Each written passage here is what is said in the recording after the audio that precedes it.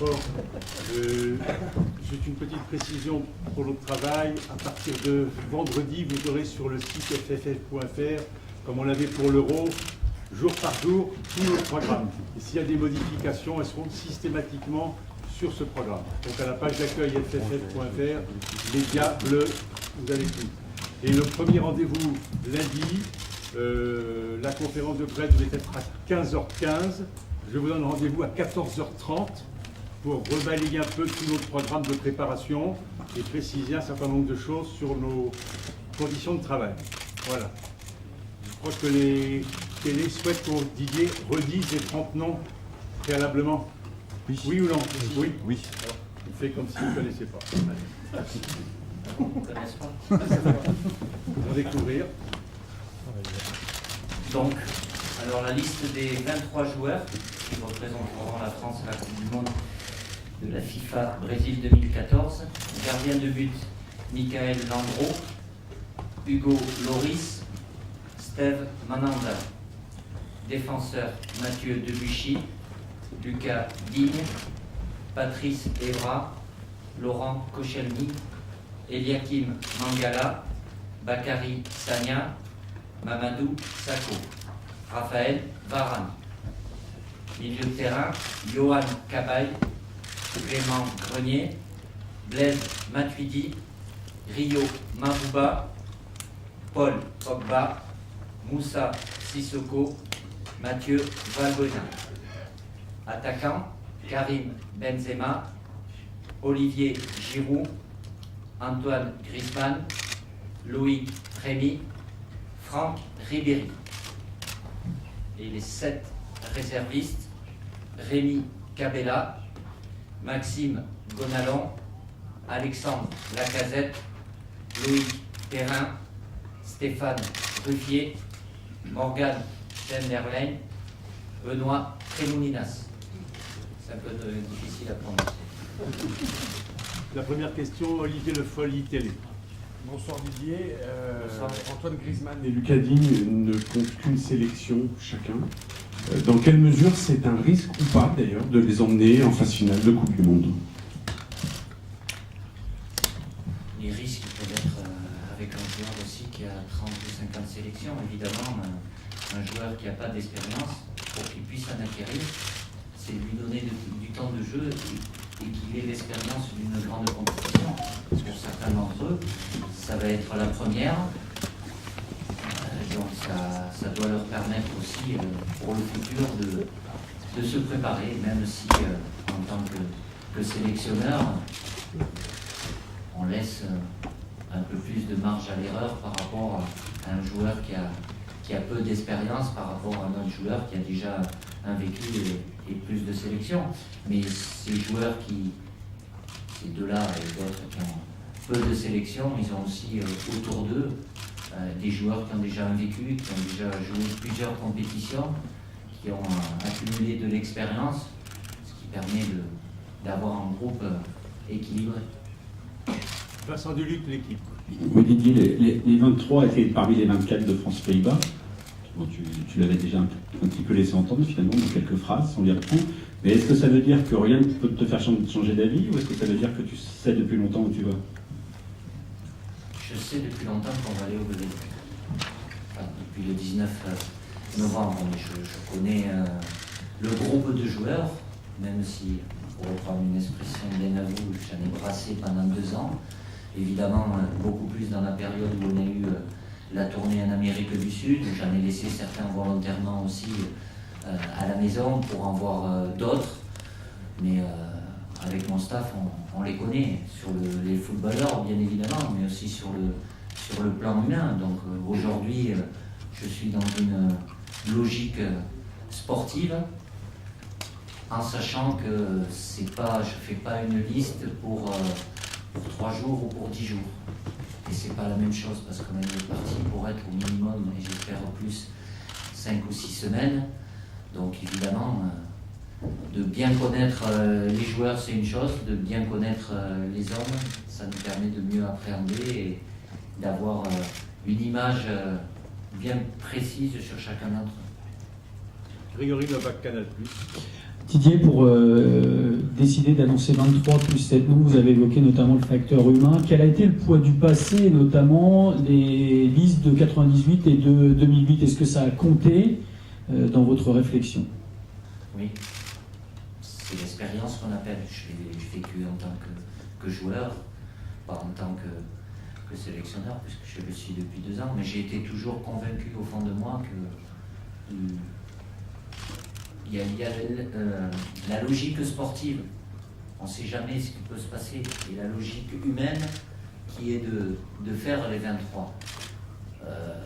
C'est peut-être pas la meilleure solution, mais c'est la moins mauvaise, parce que ça me permet d'avoir 23 joueurs qui sont aujourd'hui concernés et qui se préparent avec un état d'esprit pour aller jouer cette compétition. Après, dans un deuxième temps, les 7 réservistes, qui sont aujourd'hui réservistes, ils le seront officiellement, je vous le rappelle, le 2 juin. Je ne sais pas ce qui peut se passer d'ici le 2 juin. Laisser ces joueurs-là dans la nature, certes avec un programme athlétique, qui suivent ou qui ne suivent pas, mais avec pratiquement l'impossibilité de toucher le ballon, c'était prendre des risques sportifs trop élevés si à un moment j'ai besoin d'un d'entre eux. C'est pour ça que j'ai décidé de les incorporer dans la première partie du stage jusqu'au 28, c'est-à-dire le lendemain de notre premier match amical contre la Norvège. Et dans le pire des cas, si entre cette date-là et la date limite pour la FIFA, c'est-à-dire le 2 juin, il reste 4 jours, au moins ces joueurs-là auront fait une préparation, ils auront fait des entraînements, ils auront fait des tests physiques et ils auront vécu avec ce groupe-là au moins pendant 1 semaine, et c'est quelque chose qui est important parce qu'on ne sait jamais, je le répète, j'espère que tout se passera bien pour les 23 que j'ai déjà sélectionnés, mais dans le cas où c'est important d'avoir des réservistes qui puissent être à la hauteur, on ne sait jamais les impondérables qui peuvent survenir. Oui. Bonsoir Didier, j'ai une double question sur 2 absents de Marc. Ces derniers temps, Samir Nasri s'est montré un petit peu expansif dans la presse. Est-ce que ça vous a agacé de voir se répandre comme ça dans la presse? Et est-ce que le fait d'écarter Eric Abidal a été la décision la plus douloureuse humainement pour vous, de par son passé bien évidemment? Que ce soit Samir ou d'autres joueurs, ils ont la liberté de parler, de dire ce qu'ils veulent. Je n'ai pas de problème avec ça. Je peux lire, je peux entendre, c'est pas par rapport à ce qu'ils peuvent dire ou ce que vous pouvez dire ou écrire aussi. J'ai ma propre conviction avec mon staff parce que je les ai eus, c'est des joueurs que j'ai eus pendant des périodes, que ce soit 3 jours, 10 jours, plusieurs fois. Donc j'ai ma propre conviction, c'est pas le fait de s'exprimer qui va me faire pencher la balance du côté positif ou du côté négatif. Que ce soit Samir ou n'importe quel autre joueur, après vous pouvez faire entre guillemets la publicité plus pour certains que pour d'autres, pousser plus que certains que d'autres, ça fait partie du jeu. Après moi j'ai mon intime conviction et ce que je pense au fond de moi, c'est toujours ça qui prend le dessus. En ce qui concerne Abby, oui, j'ai des décisions importantes lorsque je fais des choix. Maintenant, je l'ai déjà dit, je le répète ce soir, je sais que je fais des heureux, mais je fais beaucoup de malheureux et de mécontents. Mais Abby, oui, c'est un cas à part. Humainement, c'est certainement la plus difficile de par ce qu'il est, ce qu'il a traversé, parce que j'ai été aussi à un moment, je lui ai donné un espoir lorsque je l'ai repris, en lui disant, il le sait, que si je le reprenais, c'était pour m'appuyer sur lui. Alors certes, il avait un niveau de compétitivité en début de saison qui ne portait pas à discussion. Ce n'est pas le cas ces dernières semaines, voire ces derniers mois.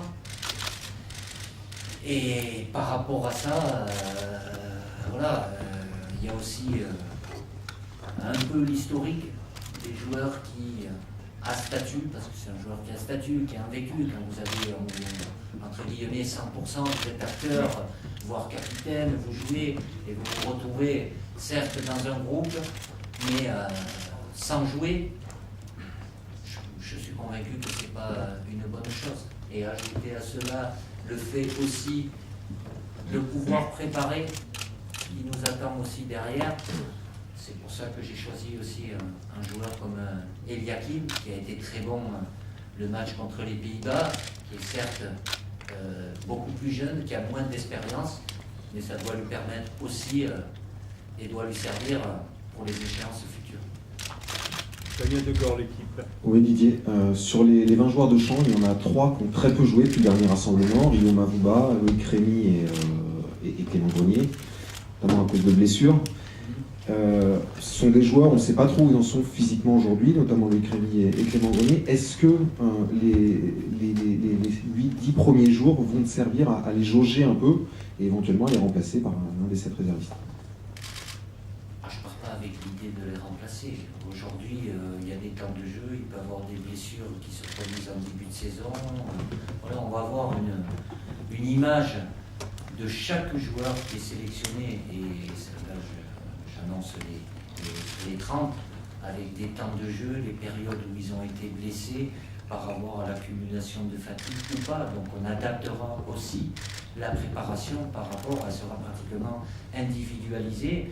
Je suis pas là, on n'est pas parti avec mon staff pour faire une préparation chargée. Évidemment, il y aura de la charge de travail, mais des joueurs qui arriveront déjà en décalage, les premiers arriveront le 19, il y en a d'autres qui arriveront le mercredi soir, puis les 2 derniers arriveront beaucoup plus tard en ce qui concerne Karim et Raphaël, puisqu'ils nous rejoindront le 28 au soir.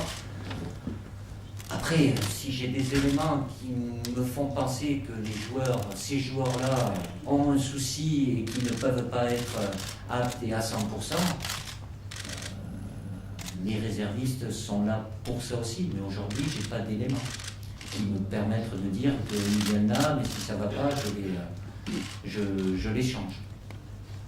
Dominique Sévrac, le Parisien. Didier, bonsoir. 2 questions. Il y a 11 joueurs sur les 23 qui n'étaient pas à l'Euro 2012. Qu'est-ce que ça signifie pour vous, ce renouvellement?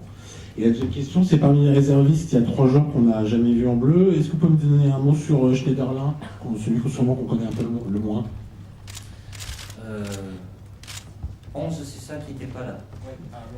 Alors je vais vous faire une autre référence, puisqu'on dit souvent que Aimé Jacquet a préparé 98 en 96. Vous savez combien de joueurs étaient présents en 98 et en 96? À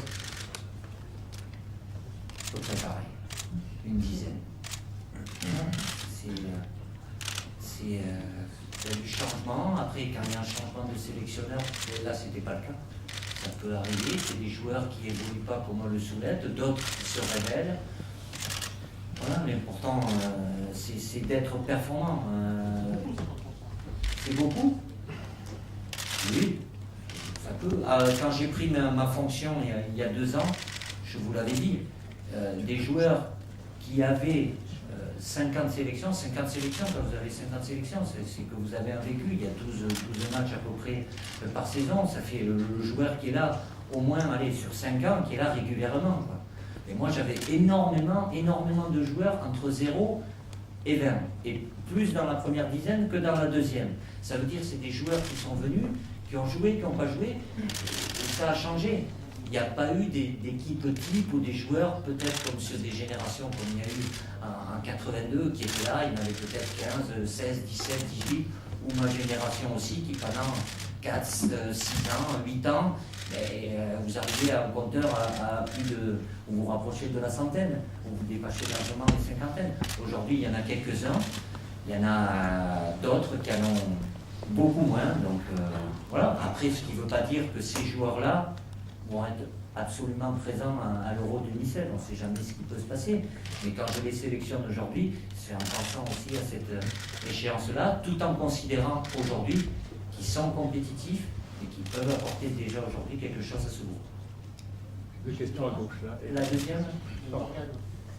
Oui, peut-être méconnu du grand public, parce qu'il ne joue pas dans un club anglais qui est toujours télévisé en prime time ou l'après-midi, mais c'est un joueur qu'on suit depuis plusieurs mois.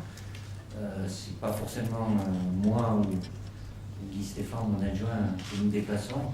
On le fait voir, on l'a suivi. C'est un joueur qui est sur 2 très bonnes saisons. Il est performant, il est capable Il est dans un registre milieu relayeur, avec beaucoup de volume, beaucoup de justesse. Et il marque quelques buts aussi, il est capable de se projeter. Donc je ne sais pas s'il restera à Southampton. C'est possible qu'il soit amené lui à bouger comme certains autres joueurs. Mais voilà, c'est un joueur qui a connu les sélections de jeunes aussi, qui n'est pas dans le paysage médiatique par rapport aux clubs plus huppés qui sont beaucoup plus télévisés et que le grand public, peut-être même vous, journalistes, vous n'avez pas forcément l'occasion de voir, mais on a accès à tout et sur la bonne cinquantaine de joueurs qui étaient sélectionnés, on les a tous suivis régulièrement chaque week-end et encore plus attentivement depuis le dernier match contre les Pays-Bas. Bonsoir Didier. Vos joueurs vont vivre ensemble pendant 1 mois et demi. L'harmonie dans le groupe sera forcément important pour la performance sur le terrain. Les joueurs avaient tiré le groupe vers le bas il y a 4 ans. Avez-vous des garanties qui tireront le groupe vers le haut cette fois-ci? Encore il y a 4 ans. Alors, je vous le répéter encore une fois. Il s'est passé ce qui s'est passé, personne ne pourra l'effacer, c'est indélébile.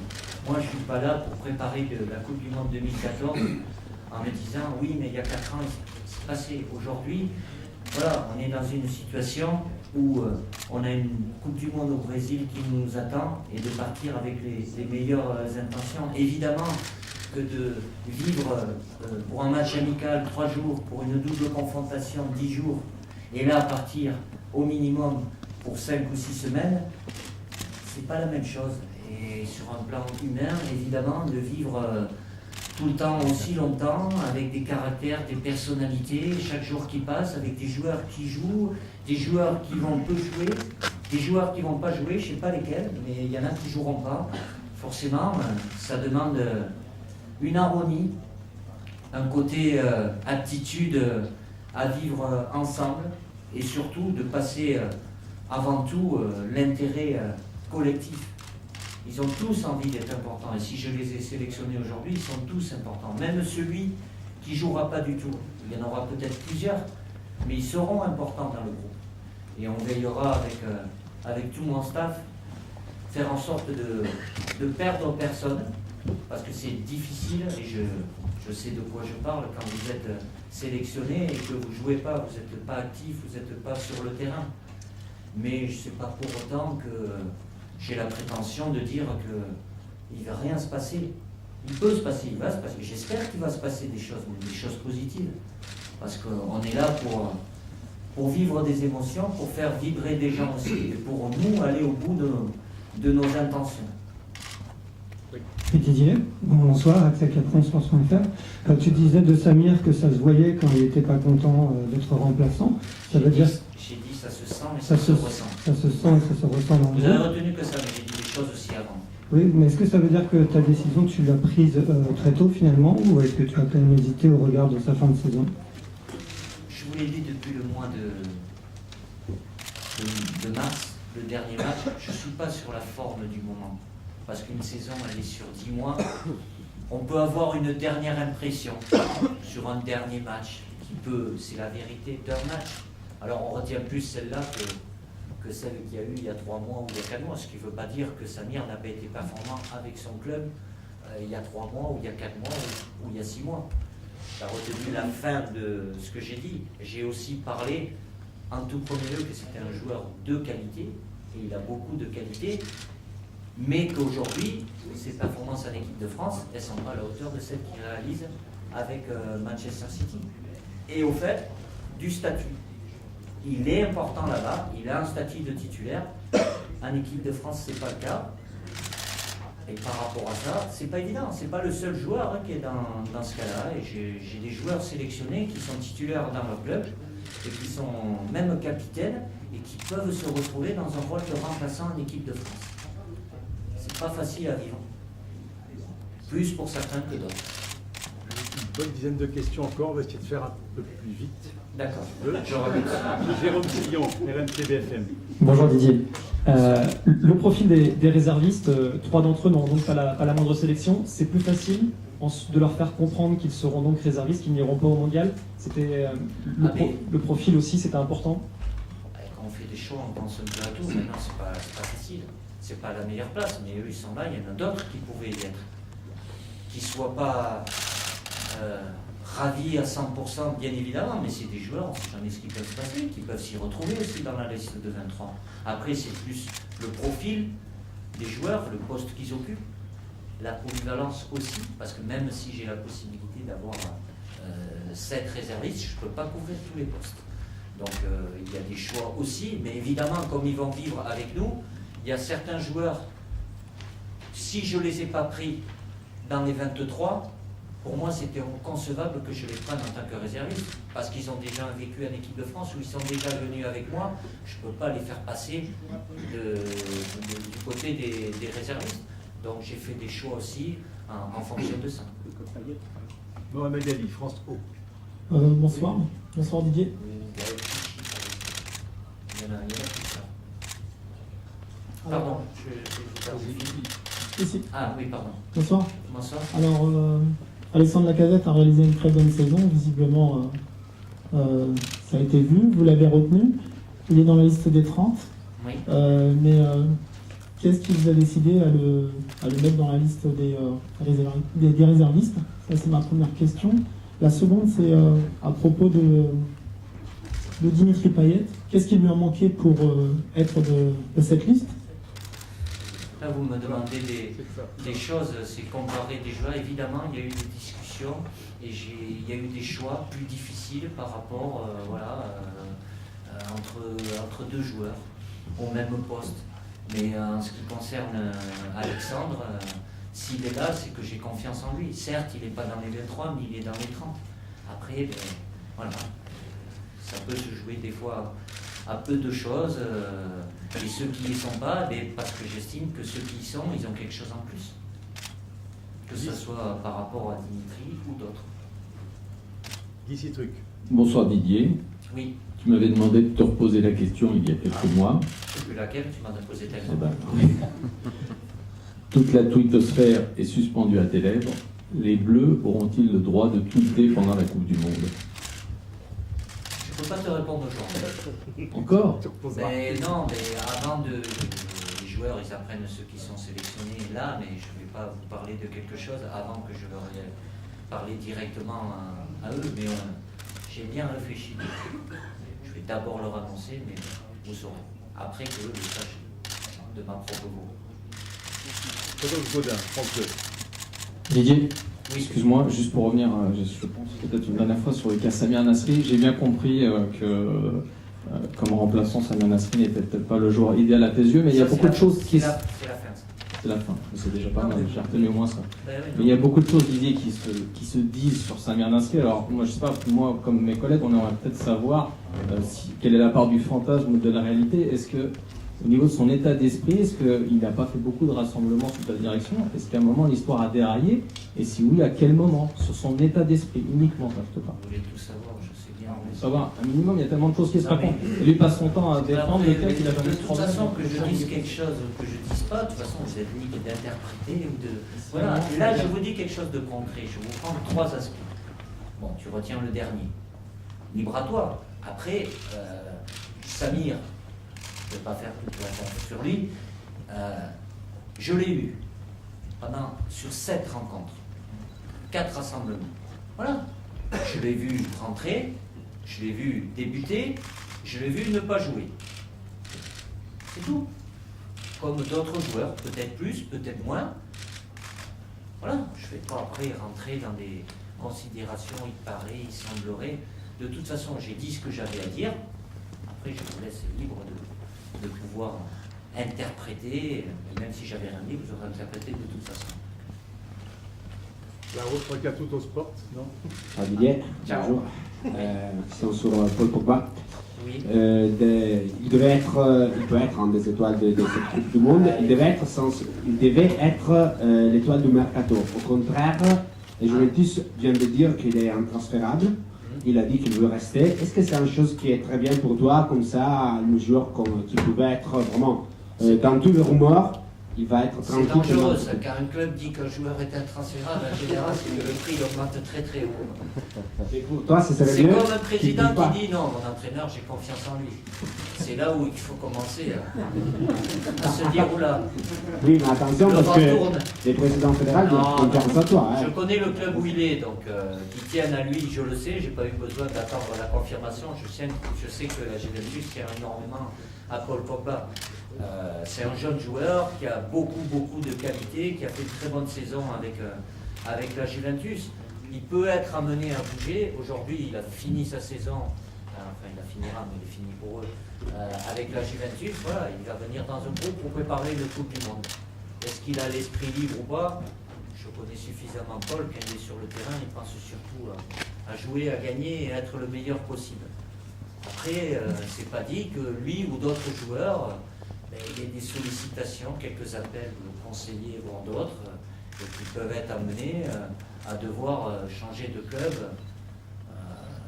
pendant la compétition. Certes, ils ne pourront pas s'échapper et signer un contrat, il peut y avoir des accords qui peuvent être passés, mais bon, je pense que là, on va pas faire une balade ou une promenade ou un mois et demi au Club Med quand on joue une Coupe du Monde. Et on représente son pays, donc les joueurs ils sont suffisamment conscients et doivent être suffisamment compétiteurs pour se focaliser uniquement sur ce qui nous attend. Pour reconnaître la grande surface, ouais. C'est juste une question, c'est un thème un peu plus léger, mais bon, il a quand même peut-être son importance. Je ne sais pas si vous avez lu, il y a quelques semaines, Safet Susic a interdit aux femmes et aux compagnes des joueurs de la Bosnie de les accompagner, puisqu'il pense que les activités sexuelles nuisent aux résultats sportifs. Les Ghanéens, c'est pareil, et Scolari va surveiller les Brésiliens. Alors vous, qu'est-ce que vous pensez de ces théories-là de ces trois sélectionneurs, et est-ce que les Bleus vont aussi devoir faire ceinture comme les Bosniens pendant la Coupe du Monde? Vous avez des questions passionnantes. Hein. C'est une vraie info, c'est des interviews qu'ils ont... Je sais pas, j'ai pas lu. Non mais c'est une vraie info, hein. C'est-à-dire que c'est... Oui, moi je suis pas médecin, moi je sais pas si c'est bon ou si c'est pas bon. Je suis sélectionneur. Maintenant, les femmes des joueurs français, il y en a qui viendront au Brésil et ils pourront voir leur mari, et s'il y a des enfants, ils pourront voir leur papa. Voilà. Vous pouvez avoir une idée sur cette théorie, est-ce que vous la trouvez farfelue? Non, farfelue. Tout dépend quand, comment, combien, je sais pas. Tout dépend où tu places le curseur, quoi. C'est pas pareil. Hein? Bon, ben alors si Scolari le dit. Damien Degore, l'équipe. L'idée, je voudrais revenir sur les transferts. Est-ce que les joueurs seront dans l'obligation d'avoir réglé leur cas avant le départ au Brésil? Ou est-ce qu'ils pourront, il y a 3 semaines, ou est-ce qu'ils pourront avoir des contacts avec leurs agents et puis... À moins que j'interdise en plus du problème Twitter et autres, les téléphones, les Non, mais c'est que ça peut dépouiller un peu la concentration des joueurs.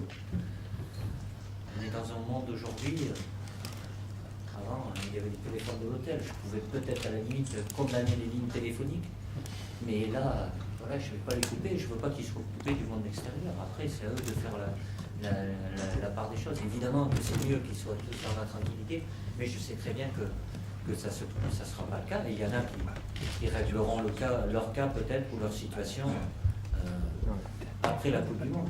Mais aujourd'hui, avec les nouvelles technologies, vous savez, c'est plus des fax. Hein. Là, vous envoyez avec les tablettes, les contrats, c'est aussi. Ça peut. L'idéal, c'est que tout le monde soit tranquille. Évidemment qu'il y a des joueurs qui sont aujourd'hui concernés. Peut-être certains qui ne le sont pas, qui peuvent le devenir parce que leur président a envie de les vendre aussi. Donc voilà, mais c'est valable pas que pour nous, joueurs français, c'est valable pour toutes les sélections. Oui. Bonsoir, le petit journal de Canal+. Ah. Oui. Didier, pensez-vous comme Michel Platini que les manifestants brésiliens doivent faire un effort et attendre et se calmer pendant un mois jusqu'à la fin de la Coupe du Monde? Je ne suis pas Michel Platini, donc voilà. Qu'est-ce que je peux vous répondre? Une Coupe du Monde, c'est la fête du football, donc on espère qu'elle soit la plus belle possible. Après, on ne peut pas mélanger et ignorer totalement les problèmes sociaux qui existent au Brésil. Mais j'espère que tout se passera très bien et que ce soit une véritable fête pour le peuple brésilien, mais aussi pour tous les les nombreux supporters des autres pays que va accueillir le Brésil. Didier, bonsoir. Quels sont les objectifs de l'équipe de France pour cette Coupe du Monde? Le premier, c'est de gagner le premier match. Ah oui, non. Donc, le premier rendez-vous, après la période de préparation et les 3 matchs amicaux, Honduras, 15 juin, 16h. Voilà. Et après, il y en a d'autres. Mathieu Delattre, Planète Foot. Attends le micro s'il te plaît. Voilà, il est là. Merci. Didier, par rapport tout à l'heure à ton explication de la liste 23 plus 7, en cas de pépin et de gros coup dur après le 2 juin, est-ce que tu t'autorises le droit d'appeler quelqu'un d'autre ou vraiment un des 7 réservistes? La FIFA le permet. Je sais, c'est pour ça que je pose la question. Et la FIFA le permet. Dans l'idéal, si je fais des réservistes, c'est justement, si je veux en prendre un autre à l'extérieur, ça veut dire que je vous ai pris réserviste, mais vous ne servez pas en tant que réserviste. Donc, normalement, non. Après, je ne sais pas le cas de figure, je sais pas ce qui peut se passer, mais il y a cette. C'est étrange, je ne sais pas si c'est étrange, si c'est le mot juste, mais oui, on a cette possibilité-là. Mais je sais pas, je n'ai pas réfléchi, mais le fait d'avoir cette possibilité-là m'a interrogé. Dominique Sévrac. Didier, vous nous avez annoncé les 23, est-ce que vous avez déjà les 11 en tête? Bon, on va aller 15 juin, hein. C'est dans un mois. Je n'ai pas les 11 qui vont débuter contre la Norvège déjà, donc et maintenant on sort de 2 ans avec des matchs. Je sais comment on va jouer, même si c'est pas figé, un système.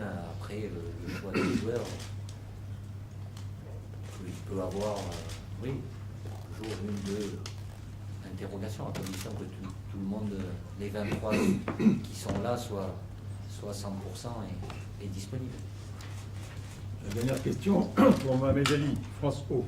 Didier, il y a une finale de Ligue des Champions où 2 joueurs français participent, à savoir Karim Benzema et Raphaël Varane. Et voilà, c'est plutôt une bonne chose qu'ils participent à quelques jours d'un match amical important. Vous créez le match français-Norvège. Non, mais je ne rends pas le match contre la Norvège, puisqu'ils nous rejoignent le 28. Donc on l'aura déjà joué. Je le regarderai peut-être à la télé, mais je leur laisse ces 4 jours, comme moi aussi on m'a laissé la possibilité avant 98, après une finale de Champions League perdue, de souffler un peu. Non, mais c'est une bonne chose. Ils jouent un titre important pour eux. Voilà, ils auront une préparation un peu plus courte. On adaptera aussi, donc c'est pas quelque chose de négatif, parce qu'ils vont basculer sur autre chose très vite derrière. Alors, juste un petit mot sur Raphaël Varane, parce qu'il fait partie justement avec Lucas Digne d'une génération qui monte. Hein. Et en tout cas, vous avez fait le pari voilà, de ce joueur-là. Je ne suis pas faire de paris.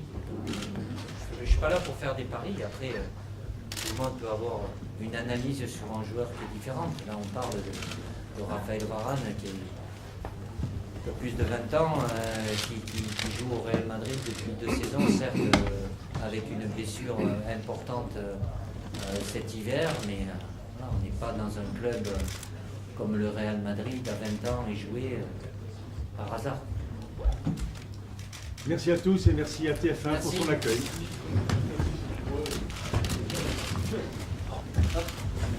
S'il vous plaît.